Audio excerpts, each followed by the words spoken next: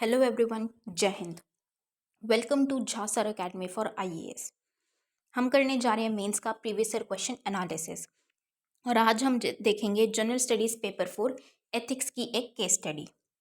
मैं उम्मीद करती हूँ गाइस आप लोगों ने इस केस स्टडी को अटेम्प्ट किया होगा और एक प्रॉपर तरीके से इसको सॉल्व करने की कोशिश की होगी। सो गाइस आज हम एक बहुत अच्छी केस स्टडी पढ़ने वाले हैं। आप इस केस स्टडी को प्रॉपर तरीके से देखिएगा, पढ़िएगा।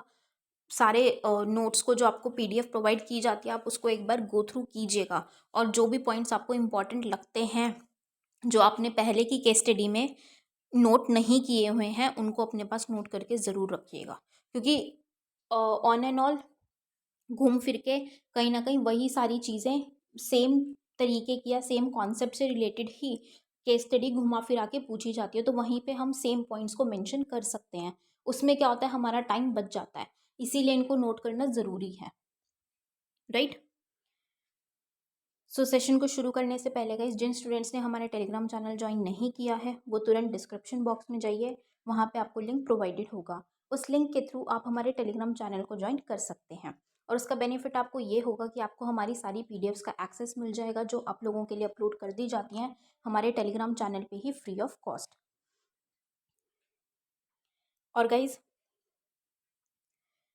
जैसे कि आप हमारी करंट अफेयर्स की पीडीएफ्स हैं या फिर ये जो हम मेंस का प्रीवियस ईयर क्वेश्चन एनालिसिस करते हैं इसकी पीडीएफ्स हैं, और उसी के साथ साथ आप लोगों के लिए जो वीडियो लेक्चर्स अपलोड किए जाते हैं आपको उनका भी डायरेक्टली यहाँ पे प्रोवाइड कर दिया जाता है।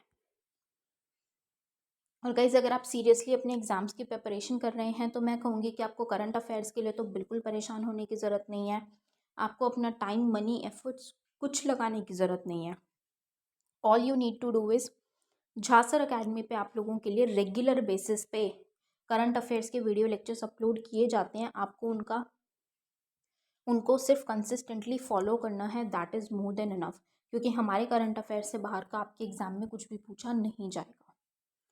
और गाइज हमारा एक जीएस का भी pre plus mains batch run कर रहा है, आप उस बैच को ज़रूर ज्वाइन कीजिए, क्योंकि उस बैच में आपको जीएस 1, 2, 3, 4 के बिल्कुल ज़ीरो से तैयारी करवाई जा रही है। झा सर आपको खुद मेंटोर कर रहे हैं उस बैच में, और अगर आप बैच की डिटेल्स को प्रॉपर तरीके से फॉलो करेंगे और झा सर के द्वारा दी गई गाइडलाइंस को फॉलो करेंगे तो आपका एग्ज़ाम निकलने से कोई नहीं रोक सकता गाइज, आपका सिलेक्शन पक्का है। तो ज़रूर ज़रूर ज्वाइन कीजिएगा इस बैच को। और हमारा मेंस का भी आंसर राइटिंग बैच रन कर रहेगा, इस आप इस बैच को भी ज़रूर ज्वाइन कीजिए। बहुत ही बेहतरीन बैच है ये। इसमें आपको 500 प्लस क्वेश्चंस की प्रैक्टिस कराई जा रही है। हमारी एक्सपर्ट फैकल्टी हैं, वो आपके आंसर कॉपीज़ को चेक करते हैं, आपको मिस्टेक्स बताते हैं और इम्प्रूव करने में हेल्प करते हैं। और उसी के साथ साथ आपको हर एक क्वेश्चन के रिगार्डिंग सैम्पल आंसर भी दिया जाता है और वीडियो सोल्यूशन भी प्रोवाइड किया जाता है with proper explanation. So guys अगर आप सीरियसली सिविल सर्विसेज एग्जामिनेशन की प्रिपरेशन कर रहे हैं तो आप इन बैचेस को ज़रूर ज्वाइन कीजिएगा। ज्वाइन करने के लिए आप नीचे दिए गए नंबर 9713282838 पे व्हाट्सएप के थ्रू आप कोर्सेज़ की डिटेल्स ले सकते हैं और कोर्सेज़ को ज्वाइन कर सकते हैं। तो चलिए गाइज अपना आज का सेशन स्टार्ट करते हैं। हमारी आज की केस स्टडी है Rampura, a remote district inhabited by a tribal population is marked by extreme backwardness and abject poverty। कि रामपुरा एक बहुत रिमोट मतलब बैकवर्ड डिस्ट्रिक्ट है, ठीक है, जिसमें क्या रहती है, कौन देखने को मिलते हैं हमें, ट्राइबल पॉपुलेशन रहती है, ठीक है, ट्राइबल जनसंख्या हमें वहाँ पे देखने को मिलती है, वो वहाँ पे निवास करते रहते हैं। अब ये जो डिस्ट्रिक्ट है रिमोट डिस्ट्रिक्ट है, मतलब वहाँ पे बहुत ही ज़्यादा बैकवर्डनेस मतलब बहुत ज़्यादा पिछड़ा हुआ है, बहुत ही ज़्यादा गरीबी देखने को मिलती है हमें उस डिस्ट्रिक्ट में। Agriculture is the mainstay of the local population, though it is primarily subsistence due to the very small land holdings. कि जो वहाँ की लोकल पॉपुलेशन है उनके लिए एग्रीकल्चर ज़्यादा मतलब अच्छा नहीं है, प्रॉपर तरीके से नहीं फॉलो होता है, लेकिन फिर भी क्योंकि उनके पास वही एक प्राइमरी सोर्स ऑफ इनकम है, मतलब अगर प्राइमरी हम माने तो उनका सोर्स ऑफ इनकम है वो, क्यों सोर्स ऑफ इनकम भी नहीं, बेसिकली वो सबसिस्टेंस है उनके लिए जिस पे वो जीते हैं, जिससे उनका सर्वाइवल हो रहा है। लेकिन बहुत छोटे छोटे लैंड होल्डिंग्स हैं इसीलिए वो सोर्स ऑफ इनकम नहीं है, क्योंकि वो छोटे छोटे लैंड होल्डिंग्स हैं, बहुत छोटे छोटे प्लॉट कटे हुए हैं जिसपे कि वो जब कृषि करते हैं, क्रॉप्स उगाते हैं, तो वो सिर्फ अपने खाने के लिए ही पूरा पड़ पाता है उनके। देयर इज इनसिग्निफिकेंट इंडस्ट्रियल और माइनिंग एक्टिविटी। अब वहाँ पे इंडस्ट्रियल, औद्योगिकी और माइनिंग एक्टिविटीज़ भी वहाँ पे कंडक्ट की जाती हैं, जो कि ऑब्वियसली क्या होगी, वहाँ के लिए प्रॉब्लमेटिक होगी। वहाँ के रिसोर्सेज को भी यूज़ किया जा रहा है और तो वहाँ पे प्रॉब्लम है, वहाँ के पोल्यूशन को बढ़ा रहा है वो। Even the targeted welfare programmes have inadequately benefited the tribal population. कि कुछ टारगेटेड मतलब अच्छे वेलफेयर प्रोग्राम्स भी लाए गए हैं, लेकिन फिर भी उन्होंने प्रॉपर तरीके से उनको बेनिफिट नहीं किया है, उन ट्राइबल पॉपुलेशन को ज़्यादा बेनिफिट नहीं कर पाए हैं वो।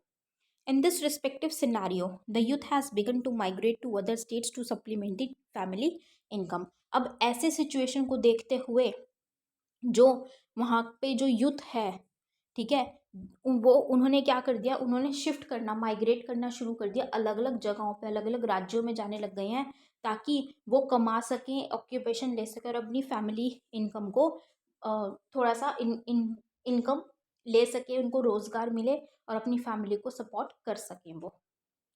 Plight of minor girls is that their parents are persuaded by local contractors to send them to work in the BT cotton farms of a nearby state. अब जो माइनर गर्ल्स हैं, जो छोटी छोटी लड़कियां हैं, बच्चियां हैं, उनकी क्या प्रॉब्लम है कि उनके जो पेरेंट्स हैं उनको फोर्स किया जा रहा है, वहाँ पे जो कॉन्ट्रैक्टर्स हैं, लेबर कॉन्ट्रैक्टर्स हैं, कि जो वहाँ पे हमें बीटी कॉटन फार्म्स देखने को मिलते हैं, उनको पेरेंट्स को वहाँ पे फोर्स किया जा रहा है कि आप अपने बच्चों को भेजो ताकि वो वहाँ पे काम करें, नियर बाय जो आसपास के राज्य हैं वहाँ पे। The soft fingers of the minor girl are well suited for plucking the cotton. अब क्योंकि छोटी छोटी बच्चे हैं तो उनके वो मुलायम मुलायम मासूम हाथ हैं, तो उससे क्या हो रहा है, वो उनके लिए ज़्यादा बेनिफिटेड हैं उन कॉन्ट्रैक्टर्स के लिए। क्यों?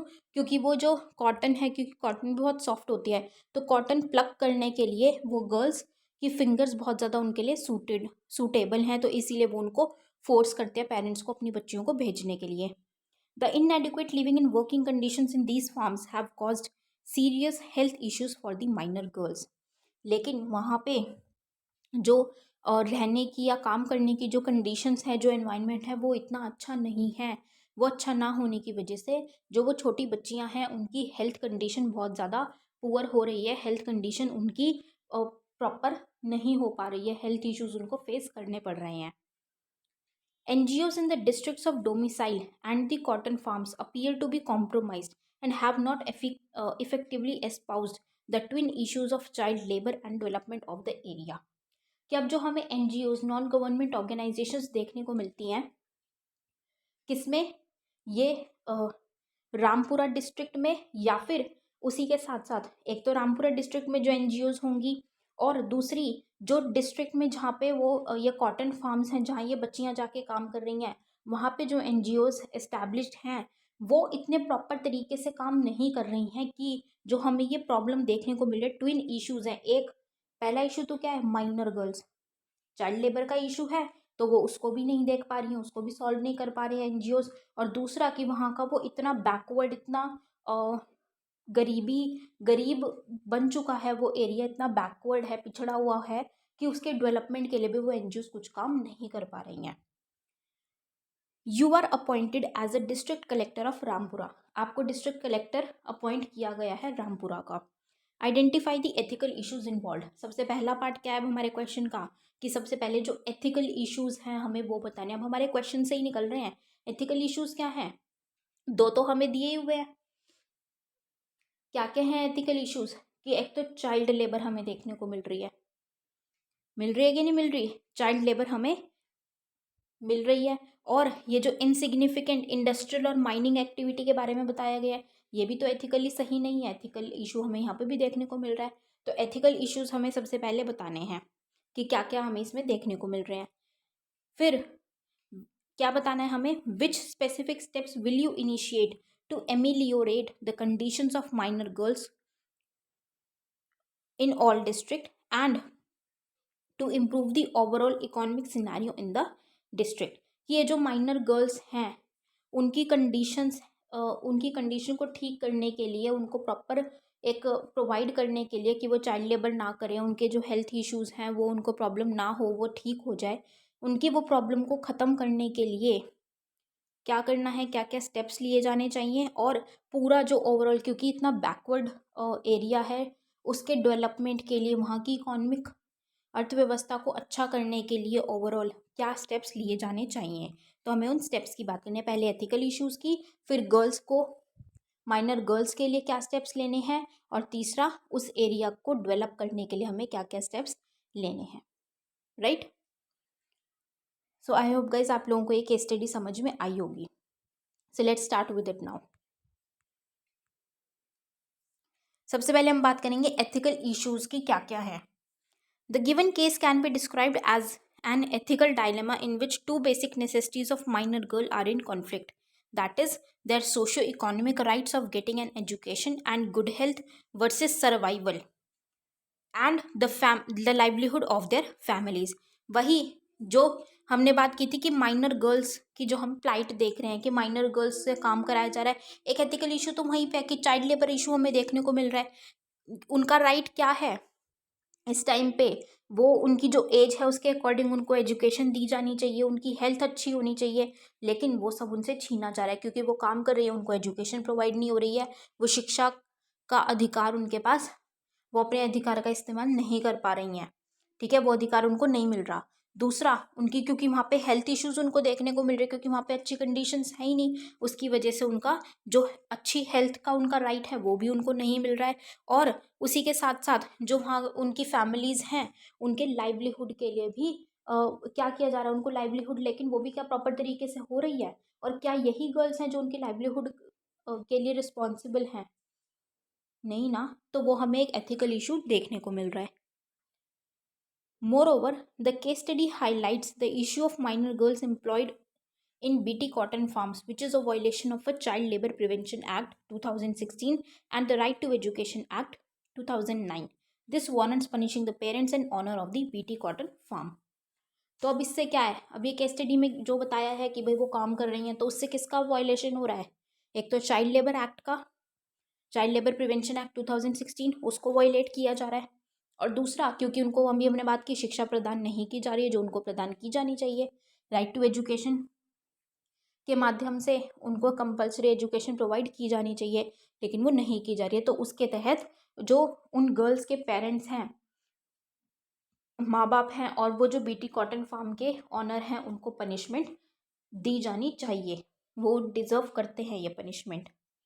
However, this step will amount to blind observance of law, ignoring the circumstances in which crime has happened. अब जैसे हमने बात की कि जो पेरेंट्स हैं उनको भी पनिश किया जाना चाहिए, लेकिन ऐसा भी इसमें क्या थोड़ा सा एक डायलेमा आ जाता है कि इस चीज़ को मतलब एक ब्लाइंड ऑब्जर्वेंस रखी जा रही है लॉ की, कि भाई सिर्फ लॉ को देखा जा रहा है कि हाँ ठीक है चाइल्ड लेबर करवाई जा रही है, ठीक है, उनको एजुकेशन नहीं प्रोवाइड की जा रही, लेकिन वो सर्कमस्टांसेस नहीं देखे, वो पेरेंट्स मजबूर हैं, उन्होंने मजबूरी में ये कदम उनको उठाना पड़ा है, उनको अपने बच्चों को भेजना पड़ा है। नहीं तो कौन पेरेंट चाहेगा कि उनके बच्चे जाके काम करें, ठीक है, और उनकी हेल्थ इश्यूज उनको हों, वो सफ़र करें, कोई नहीं चाहेगा, तो उनके सर्कमस्टांसेस को भी देखना ज़रूरी है यहाँ पे। Further, the case study highlights the level of development and failure of governance to provide welfare services to the remotest corners of the country. अब दूसरा एथिकल डायलेमा क्या है कि यहाँ पे क्योंकि हमने देखा कि बैकवर्ड एरिया है, डेवलपमेंट तो है ही नहीं, और जो वेलफेयर प्रोग्राम्स है जो सरकार है वो प्रॉपर तरीके से काम नहीं कर पाई है, गवर्नेंस शासन प्रॉपर तरीके से नहीं हो पाया है कि जो डिस्ट्रिक्ट है या कंट्री के हर एक कोने तक वो वेलफेयर प्रोग्राम्स, वो बेनिफिट्स प्रोवाइड किए जा सकें, उसमें सरकार फेल हुई है, ठीक है। तो अब हम बात करेंगे steps to ameliorate the conditions of minor girls, कि जो ये छोटी बच्चियां हैं इनकी कंडीशन को किस तरीके से सुधारा जाना चाहिए, ये ठीक है, उसके लिए हम स्टेप्स बताएंगे। Apart from contraction of child Labor Law and Right to Education Act, working in BT cotton farms is hazardous as they might inhale micro cotton farm fibers and develop respiratory ailments. अभी जैसे हमने बात की dilemma में भी, ethical dilemma में भी, कि चाइल्ड लेबर के अगेंस्ट है कि भाई ये चाइल्ड लेबर करवा रहे हैं, तो वो लॉ के अगेंस्ट है। राइट टू एजुकेशन एक्ट का वायलेशन किया जा रहा है, उनको शिक्षा प्रदान नहीं की जा रही है, वो सब तो ठीक है। लेकिन उसके अलावा एक चीज़ और भी तो है कि जो जैसे वो उनको काम क्या दिया जा रहा है, कॉटन प्लग करने का। लेकिन कॉटन के जो रुई के वो रेशे होते हैं ना, बिल्कुल पतले पतले से रेशे होते हैं, वो उनको अगर वो छोटे छोटे पतले पतले जो रेशे हैं, फाइबर्स हैं, अगर उन बच्चियों ने उनको इनहेल कर लिया तो उससे उनको रेस्पिरेटरी प्रॉब्लम्स, डिजीजेस हो सकती हैं। सांस से संबंधी उनको बहुत ज़्यादा बीमारियां हो सकती हैं जो वो सफ़र कर सकती हैं। ठीक है, तो इसीलिए किस चीज़ की ज़रूरत है यहाँ पे? Direct supervision of the district collector is needed to immediately stop the employment of minor girls in BT cotton farms. के जो डिस्ट्रिक्ट कलेक्टर हैं उनका डायरेक्ट सुपरविजन की ज़रूरत है, ताकि वो बिल्कुल जल्दी से इमीडिएटली स्टेप ले और ये जो काम हो रहा है बीटी कॉटन फार्म्स में माइनर गर्ल्स को एम्प्लॉय किया गया है उसको रोका जाए। The available funds should be directed to provide nutritional needs and education to children। ठीक है, अब क्या चीज़ है, किस लिए ये काम हो रहा है? ये यूथ भी माइग्रेट कर रहे हैं या माइनर गर्ल्स को जाना पड़ रहा है काम पे, क्यों? क्योंकि उनको प्रॉपर तरीके से उनकी नीड्स को फुलफ़िल नहीं किया जा रहा है। तो हमें बेसिकली उन गर्ल्स के लिए इस चीज़ का ध्यान देना है कि उनको वो न्यूट्रिशनल नीड्स उनकी फुलफ़िल हों और उनको कोई भी हेल्थ रिलेटेड प्रॉब्लम ना हो। उनको एजुकेशन का जो उनका शिक्षा का अधिकार है वो उनको प्रोवाइड किया जाए, तो उसके लिए नेसेसरी फंड्स उनके लिए एलोकेट किया जाए, वो एक स्टेप उठाना ज़रूरी है। Further, the local communities and civil society need to be involved to increase citizen participation, avoid a manpower crunch in welfare initiatives। कि अब जो हमने बात की थी कि जो वेलफेयर स्कीम्स या ऐसे प्रोग्राम्स लाए जा रहे हैं उसका भी बेनिफिट उन ट्राइबल पॉपुलेशन को नहीं प्रोवाइड किया जा रहा हो पा रहा है, तो उसके लिए प्रॉपर मैन पावर वहाँ पे डिप्लॉय करनी है, लगानी है, ताकि वो वेलफेयर इनिशिएटिव्स प्रॉपर तरीके से दिए जा सके, लेके आए जाएं, इम्प्लीमेंट किए जाएं और लोगों को वो प्रोग्राम्स के बेनिफिट प्रोवाइड किए जाए। ठीक है, और जो वहाँ के लोकल लोग हैं, सिविल सोसाइटी हैं, उनको अपना पार्टिसिपेशन इंक्रीज़ करना है ताकि इनका स्टैंडर्ड ऑफ लिविंग, इनकी कंडीशंस अच्छी की जा सकें, माइनर गर्ल्स की भी और उनकी फैमिलीज़ की भी। राइट, अब हम बात करेंगे स्टेप्स टू इम्प्रूव। अब गर्ल्स की कंडीशंस इम्प्रूव करने के लिए तो हमने बात कर ली कि कैसे उनकी कंडीशन को सुधारना है।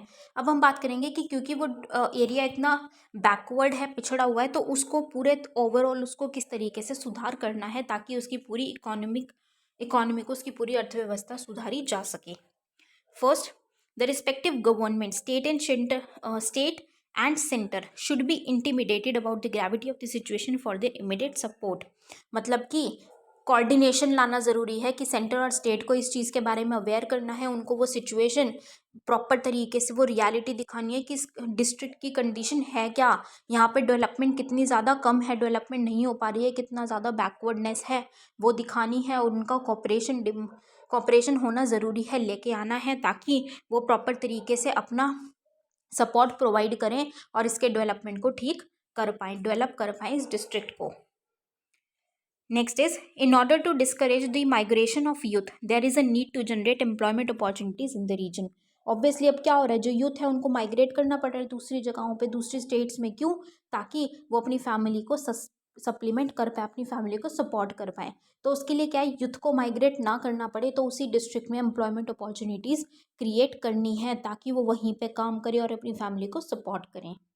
For example, with proper training, youth to work in BT cotton farms can be equipped with proper skills. This provides a livelihood to families without engaging people in child labor।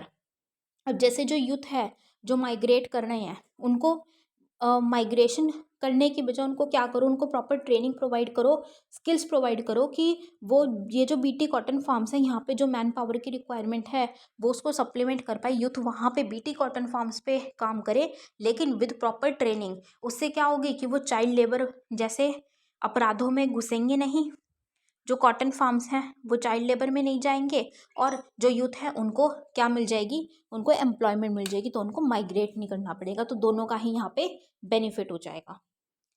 local people can be persuaded to collect minor farmer produce within an assured MSP की, जैसे हमने देखा कि वो agriculture पे ही थोड़ा सा dependent है और वो उनका सस्टेनेंस के लिए ही हो पाता है क्योंकि उनके पास छोटे छोटे लैंड होल्डिंग्स हैं। तो उनको क्या करना है, उनको इस चीज़ के बारे में अवेयर करना है, उनको बताना है कि आप माइनर फॉरेस्ट प्रोड्यूस जो होता है, क्योंकि वो ट्राइबल पॉपुलेशन है, एक ऐसे एरिया में रह रहे हैं, आप माइनर फॉरेस्ट प्रोड्यूस कलेक्ट करो और उस पर आपको मिनिमम सपोर्ट प्राइस भी प्रोवाइड किया जाएगा ताकि आपकी इनकम को सप्लीमेंट किया जा सके।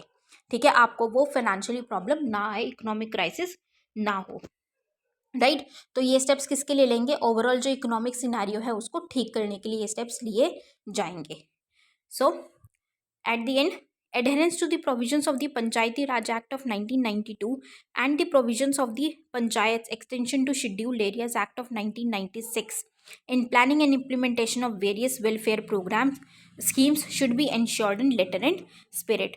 कि जो एक्ट लाए गए हैं, पंचायती राज एक्ट है और जो इसके प्रोविजंस को शेड्यूल्ड एरियाज तक एक्सटेंड करने का एक्ट है 1996 में लाया गया, उसमें जो प्लानिंग की गई है और जो इम्प्लीमेंटेशन की बात की गई है अलग अलग वेलफेयर स्कीम्स की, उसको फटाफट से तुरंत लेके आना चाहिए, एक्शन में लेके आए लेटर इन स्पिरिट में, कि सिर्फ एक बोल दिया या लेके आ गया, एक्ट को लिखा गया है, सिर्फ वो ज़रूरी नहीं है, उसको एक्शन में भी लाना ज़रूरी है, उसको अपने टर्म्स पे लाना ज़रूरी है ताकि उसका बेनिफिट सबको प्रोवाइड किया जा सके। Right, so this was all for this question guys. I hope you all have like this analysis. अपना फीडबैक ऐसे हमारे साथ कमेंट सेक्शन में ज़रूर शेयर कीजिएगा। So with this we end up this session today here guys. Thank you so much, have a great day ahead. जय हिंद।